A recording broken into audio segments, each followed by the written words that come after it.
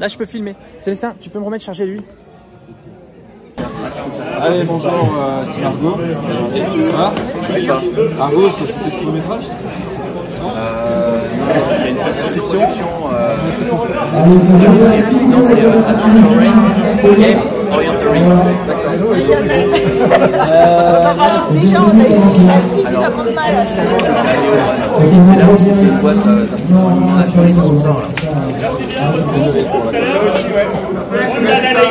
Du coup, j'ai appris la chronique. Salut, ça va? Oui.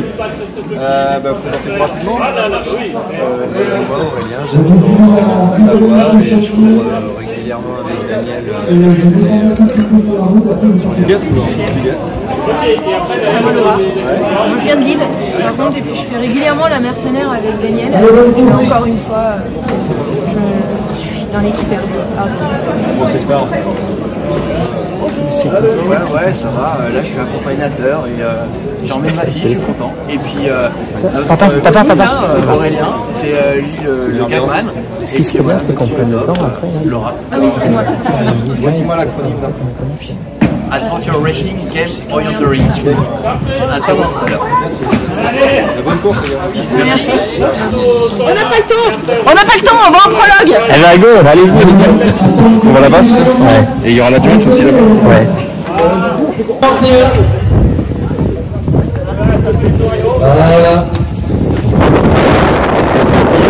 Les arts de choix.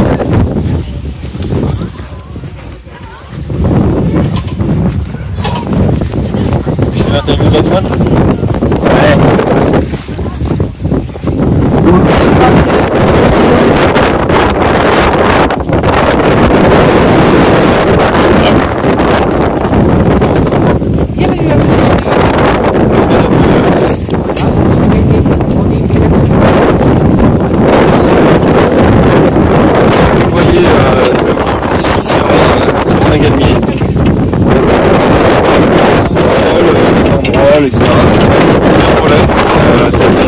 Annoncé par les deux directeurs de course, donc Aloïs Forestier et Jean-Louis Poméon.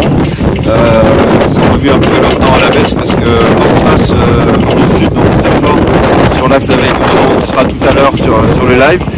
Mais grosso modo, ça va réduire le temps. Il y a quand même 25 km en roller et comme vous savez, ça court en vélo, c'est vrai que en face. Et puis ça va aussi un peu lisser les écarts parce que en général, c'est les premiers qui se mettent devant. Il va falloir un turnover important parce que face à un vent comme ça, on s'épuise très vite. Voilà, donc ça sera un moment sympa. Ça aura beaucoup moins d'impact après le vent sur les autres activités, le Minecraft zéro impact. La partie trek en montagne, c'est pareil, ils sont quand même plus abrités et puis à pied, ça n'a plus rien à voir.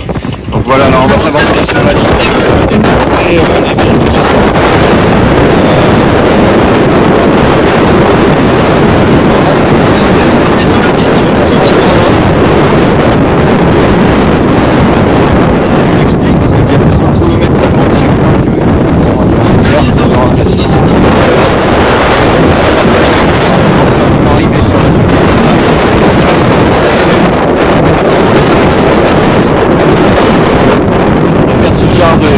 Un peu particulière, c'est que vous voyez qu'il y a des petits boîtiers électroniques comme ça, des boîtiers dits Sporidont.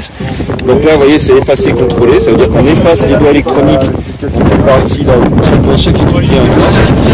Ça aussi, c'est important, c'est que chaque équipier a son doigt électronique. Vous voyez, on voit ici en direct l'effacer parce que la puce enregistre des données et on les efface pour repartir à zéro.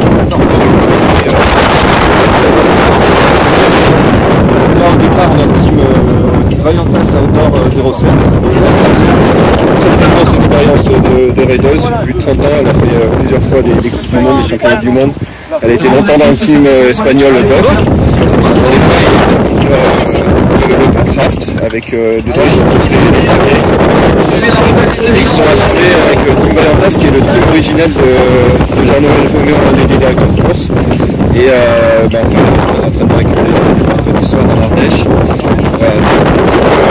Assez cosmopolite parce qu'apparemment il y a une très grosse expérience, les trois autres équipiers le sont un peu moins. Voilà ce qu'on peut dire. Vous avez compris, les équipes arrivent au fur et à mesure ici. Arche de départ, pointage.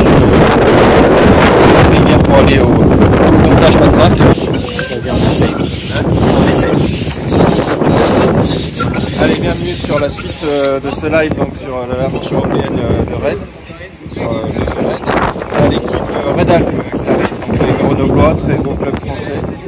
Donc vous avez compris le principe, ils sont partis de ce marche de départ en neutralisé, et là le chrono va démarrer. Vous voyez les petits boîtiers qui sont là, et l'originalité de ce raid, ce qui se fait jamais ailleurs, c'est que le contrôle de matériel fait partie du chrono. Donc dès que les équipiers vont démarrer le chrono, ils vont venir, on va se tourner ici, on a le cas d'une autre équipe qui est arrivée. Ils arrivent, ils sont supervisés par les personnes que vous voyez là de l'organisation. Ils doivent gonfler et dégonfler le packraft. Et donc là, vous pouvez voir qu'il y a plusieurs techniques pour gonfler et dégonfler. Ça fonctionne, Célestin? Ouais, j'ai fait un nouvel événement. Je l'ai fait sur un autre. C'est-à-dire que l'eau est remplie et c'est remplie automatiquement. Et on verra tout à l'heure qu'il y a des packs. Et est-ce que tu vois la caméra de Maxime? Là, on est comme en kayak classique. C'est vite de remplir l'eau. Par contre, quand on tombe à l'eau, ben voilà, faut libérer la équipe et prendre les gens. Vous mettez dans une...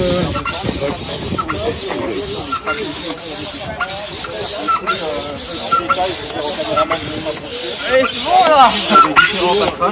Là, vous voyez, vous avez un zip. Donc ça, c'est assez récent sur les packraft. Ça a été fait surtout pour les raids, parce qu'au départ, il n'y avait pas d'idée de zip. Quand on l'ouvre, on va voir là, les équipes mettent leur sac à dos à l'intérieur. Et ça a un intérêt majeur, c'est qu'en termes de sécurité, c'est très intéressant, parce que ça évite d'avoir les sacs à dos dans l'embarcation et se les prendre sur les genoux. Et d'une manière générale, c'est interdit c'est toujours interdit en kayak de les avoir sur le dos, parce qu'il y a des Et du coup là c'est bon, c'est ça ou pas? T'as pas nos images.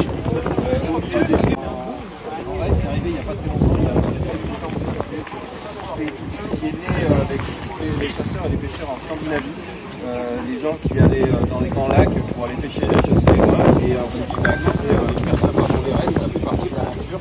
Et on le verra pendant tout le week-end de course. Il y a des fois, ils vont faire des choix stratégiques de dégonfler ou de pas dégonfler, c'est-à-dire on peut progresser dans la forêt en mettant le packraft gonflé, ou au contraire, ça va être trop long, trop compliqué. On le dégonfle, on le met dans le sac. Alors pour les 4 équipiers, ça fait 2 packrafts qui est de 2. Bah, j'en ai écouté un peu plus. Il y en a qui prennent le poids de...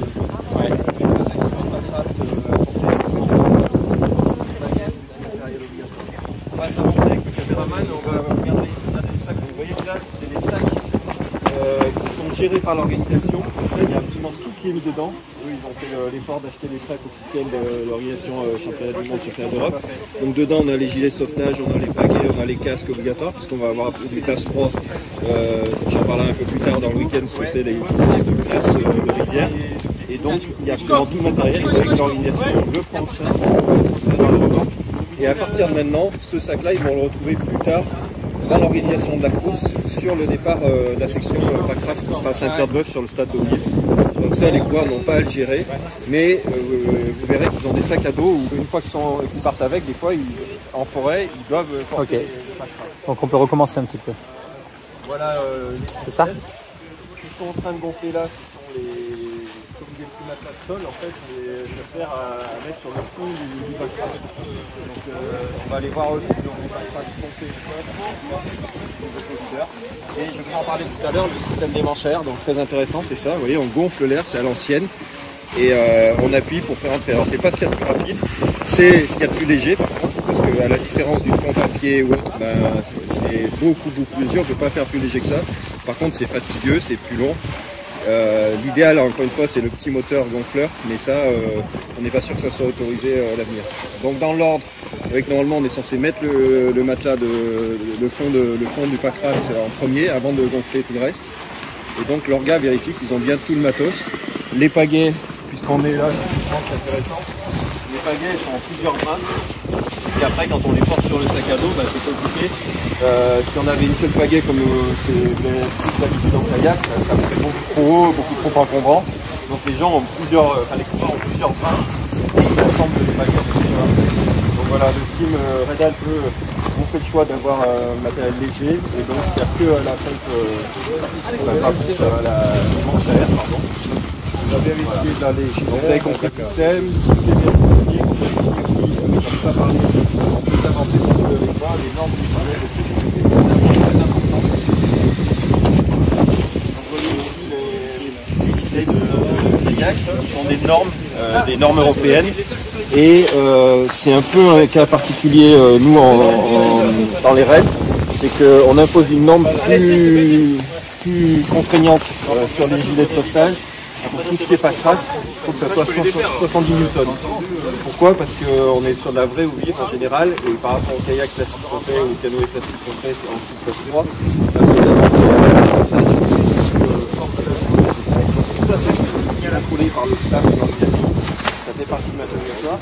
Vous voyez que là, il se passe, parce que je le redis, ça fait partie du chrono, ce qui est très rare. On a l'habitude des VSC Foot sur le hors chrono. Alors là, vous avez bien compris le principe. Doivent se réfléchir dans l'ordre du classement qu'il y aura pour cette épreuve. Sachant que là, ils sont à l'atelier contrôle matériel Pack-Craft. Ils ont une course d'orientation. Ouais. On va suivre encore une équipe et après on changera d'endroit. Ouais. Allô. Oui, oui. On va suivre encore une équipe et après on changera d'endroit. Ok. On suit encore une équipe là, au Pack-Craft et après on va changer d'endroit. Pareil, les casques, les différents types de casques. Vous voyez qu'ils sont déjà équipés avec des casques dédiés sur eux. Ils ont des casques kayak dans leur matériel.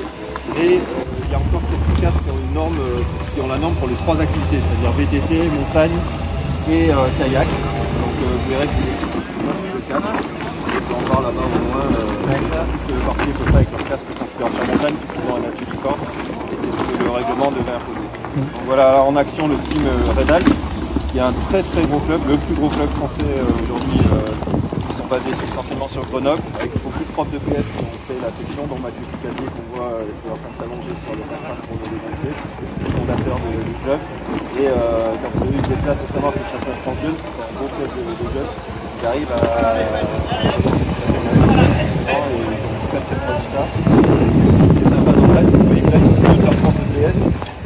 Deux des membres du team qui ont recruté deux de leurs anciens élèves, qui sont maintenant des jeunes très performants au sein du club Banat, multiples champions de France de raid dans les catégories jeunes et catégories juniors.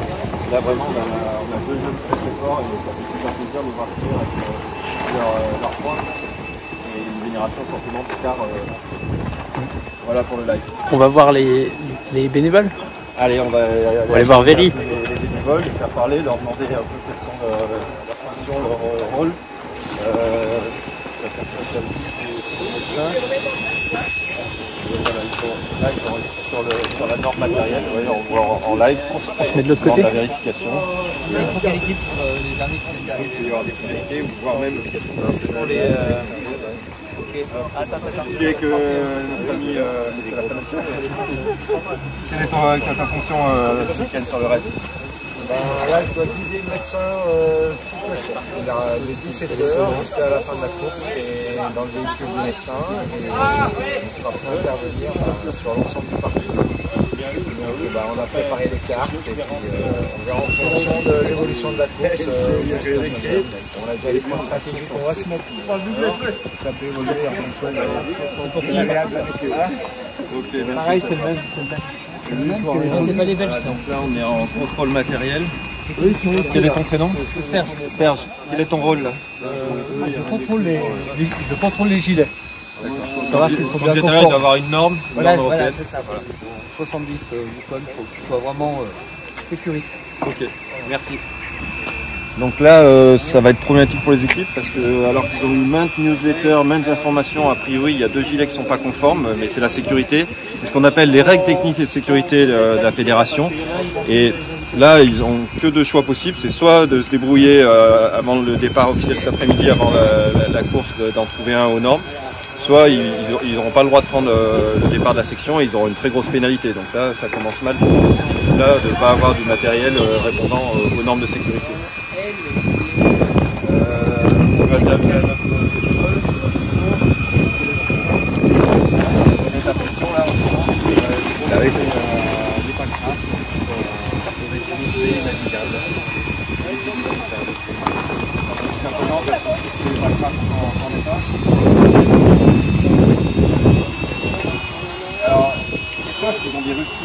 matériel pour réparer le sport. Je ne sais pas si c'est du matériel, parce que au lieu on en voit Ouais, on va s'arrêter, on va changer d'endroit. Ok. Alors là c'est intéressant, ça peut être rapproché justement au gasoil électrique. Il y a un petit moteur électrique, je vous en parlais tout à l'heure. On va voir comment ça se présente. Tu vois, je pense que tu vois avec la caméra là, ils ont un embout adaptateur. C'est vraiment des tout petits boîtiers ultra light et ça va bien plus vite qu'à la pompe.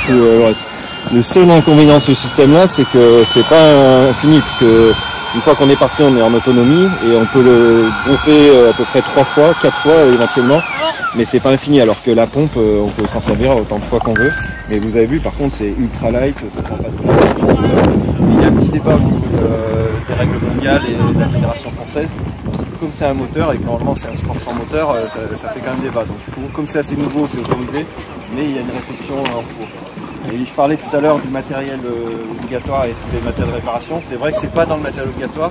Mais vous avez vu que c'est quand même des structures, même si elles sont très costauds, qui peuvent se déchirer, parce que 4 kg pour 2 personnes, c'est rien, 4 ou 5 kg. Et donc il y a des rustines un peu comme vous connaissez en vélo, mais plus larges.